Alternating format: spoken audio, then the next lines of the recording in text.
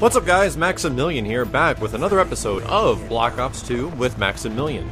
In this episode I kind of wanted to dive in and do some tests on one of my favorite perks in the Call of Duty series since its inclusion in Modern Warfare 2, and that's Hardline.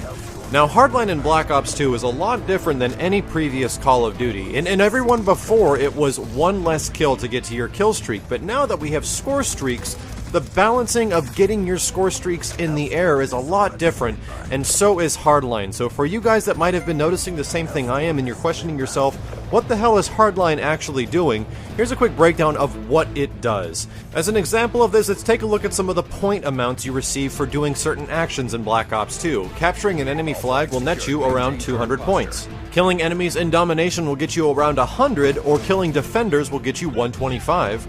And assists are worth about 50. Now, one of the more confusing things about Black Ops 2 is that the score that appears in the middle of the screen, the plus 125, the plus 200, does not actually represent the amount of experience you're receiving. That is representing the amount of score streak points that are going towards your specific score streak, and you see the score streak bar rise in the bottom right corner.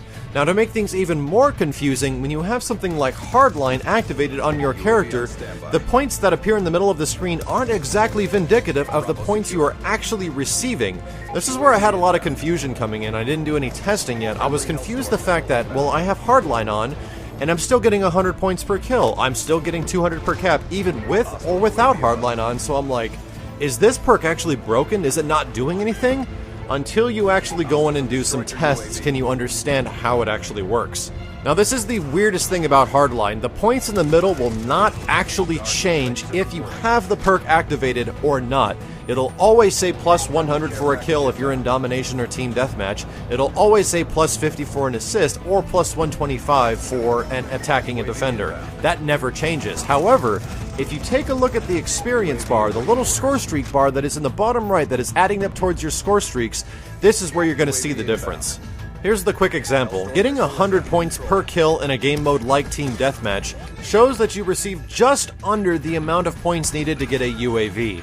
A UAV costs 350 points in Black Ops 2, and it looks like the bar just doesn't reach the top, which makes perfect sense because UAVs cost 350 and you killed 3 people, giving you 300 points. But killing 3 more people with Hardline activated actually gives you the 350 point UAV. We killed the exact same people as before, and a little bit extra. The little bit extra looks like it's about 10 points, which leads me to believe that there is a 20% increase to Hardline, and other evidence was even concluding that when you actually act on enemy flags or anything that is objective-based, it gives you a 25% increase, which leaves our 300 point per person kill amount giving us 360 points instead of the 300 points without Hardline.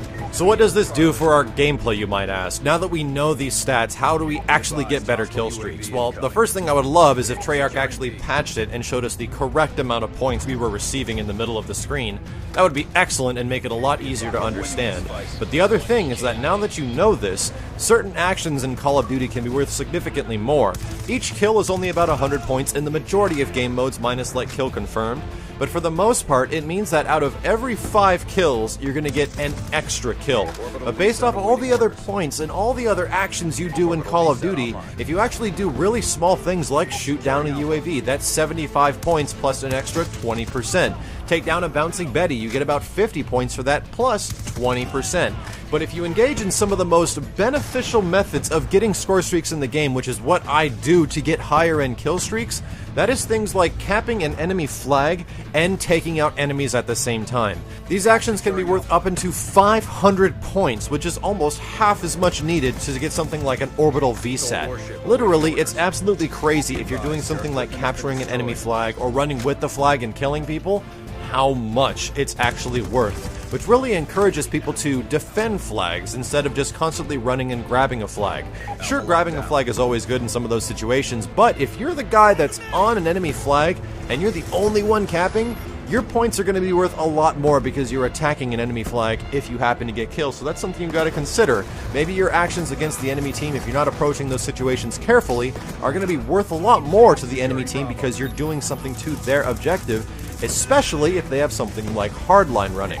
But based off this fact and these scenarios, I found it a lot easier to get score streaks, especially with the fact that we have Hardline equipped now.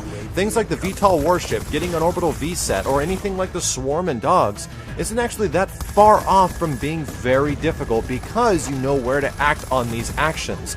Which is why I think overall in Black Ops 2, certain game modes like Team Deathmatch have kind of been nerfed because they give you the same exact amount of points per kill, and you actually get way more points for the same kill and moving on objectives in a game mode like Domination. And that's why I like Domination, Kill Confirmed, and some of these other game modes like Hardpoint, because you end up getting your score streaks much faster by moving proactively on flags and around defending flags and things of that nature. So give it a shot. Now that you know that Hardline is actually working on the underbelly of Black Ops 2, even though it's not showing it to you, you might actually see how much of a difference it makes when acquiring score streaks. And now that I know to take out all these little things, running something like Engineer ends up being excellent for having Hardline because you get all these extra points for killing all these enemy bouncing Bettys and all this crazy shock charges and all this stuff that is everywhere, and it makes Engineer and Hardline an absolutely awesome combination together. So hopefully you guys have some more luck getting those higher end score streaks on Black Ops 2. If you'd like to check out more gameplay and commentary, check out my channel at youtube.com/miles923. We just did a quick in-depth breakdown of one of the better and if not the best gun in Black Ops 2, and also investigating some other weapons like LMGs,